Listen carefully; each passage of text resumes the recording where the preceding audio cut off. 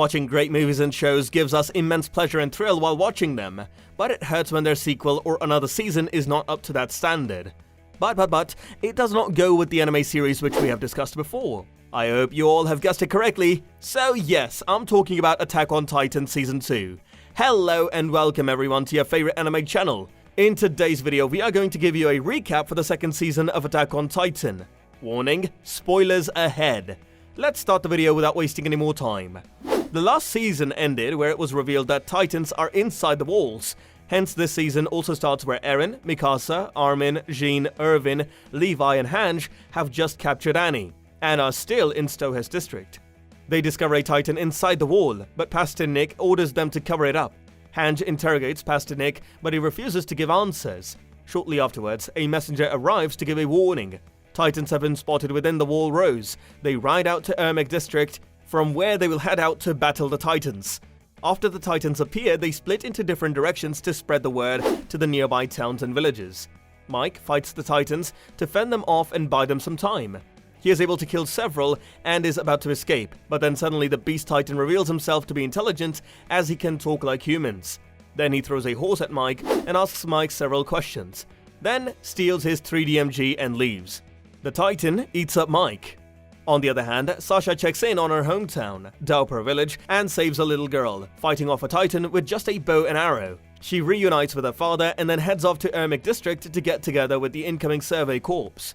Connie, Reiner, Bert, and a few other investigate Connie's hometown, Ragako village, but find the place empty and trashed by Titans. They find a Titan lying right on top of Connie's house. However, there are no bodies, and all the horses are still in the stable.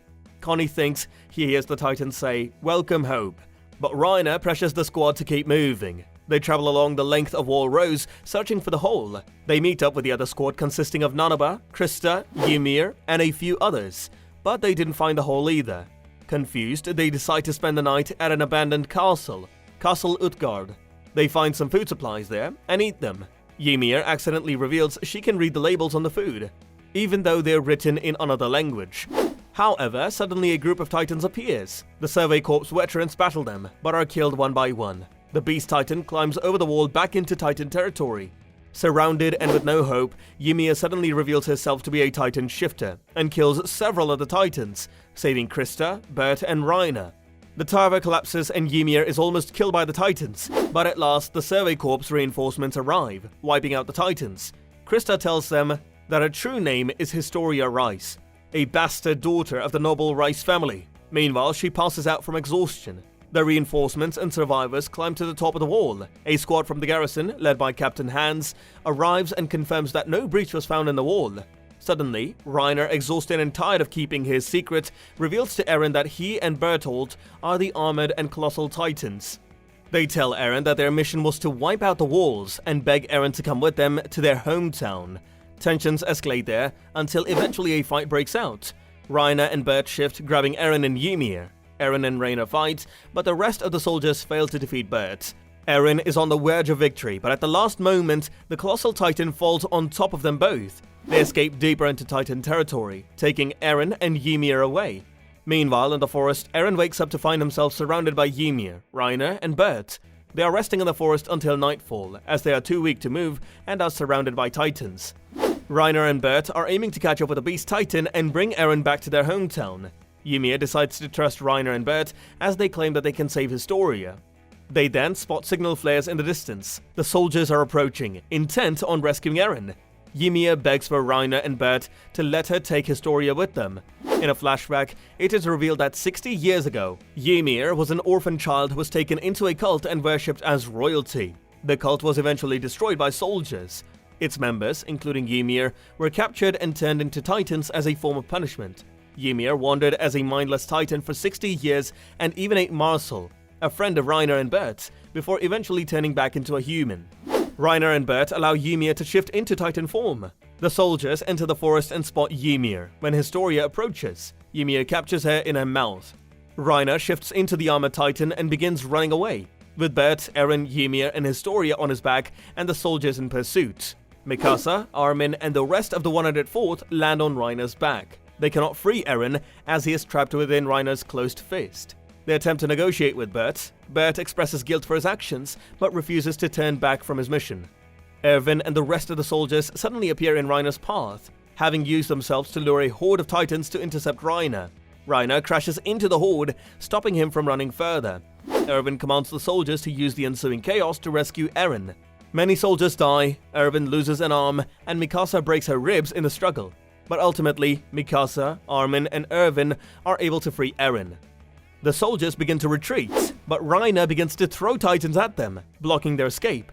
Suddenly, the Smiling Titan who killed Eren's mother 5 years ago appears as well. Hange battles the Smiling Titan, while Eren attempts to shift into Titan to help him and protect Mikasa. However, he is unable to shift. Hange is killed by the Smiling Titan. Eren has a mental breakdown over never being able to save the people he cares about. Mikasa thanks Eren for saving her all those years ago and giving her his scarf. Eren is filled with determination and vows to always protect her. As the Smiling Titan reaches out to grab Eren, Eren desperately punches its hand away. Suddenly, a mysterious power is activated, and the other mindless Titans surrounding the Smiling Titan devour it. This power is the Coordinate, and is what Reiner, Bertolt, and Annie were sent to capture. The soldiers use this opportunity to make their escape. Once the Smiling Titan is killed, Eren commands the mindless Titans to attack Reiner. Ymir realizes that with this power, Historia can be kept safe within the walls. She releases Historia and tells her to return with the other soldiers, while Ymir herself instead goes to save Reiner and Bertolt from the Titan swarm. Eren, Historia, and the other soldiers safely return to the Wall Rose. Reiner, Bertolt, and Ymir are shown to have also survived and reached safety in the ruins of abandoned Shiganshina district in Wall Maria. Ymir says she wanted to thank Reiner and Bert for giving her a second chance at life, and to apologize for eating their friend Marcel. They thank her. Ymir says it wasn't so bad being a goddess. 1 week later, Erwin is recovering from his wounds. Hange and Connie arrive and report their findings regarding the Titans. They believe that the Titans that suddenly appeared were actually the transformed residents of Ragako village. The Titan lying on top of Connie's house is in fact his transformed mother. Erwin, hearing this news, smiles and says they are now one step closer to the truth. Far away, at the top of abandoned Wall Maria, the Beast Titan and its operator, a mysterious man with glasses, await. At this point, this season ends with many questions like who's that man with glasses and how the Beast Titan can speak like humans, why they are attacking humans, and many more. This season was up to the mark like the first season. In this season, the story is more focused on Ymir and Krista rather than Eren. It also has great action sequences which are shown without any flaws. Well, that's it from my side, guys. I hope you have liked our efforts to make it interesting for you. Give us a thumbs up and also share your views in the comment section below. Press the subscribe button and hit the bell icon to never miss an update. Thanks for watching. See you all in the next one.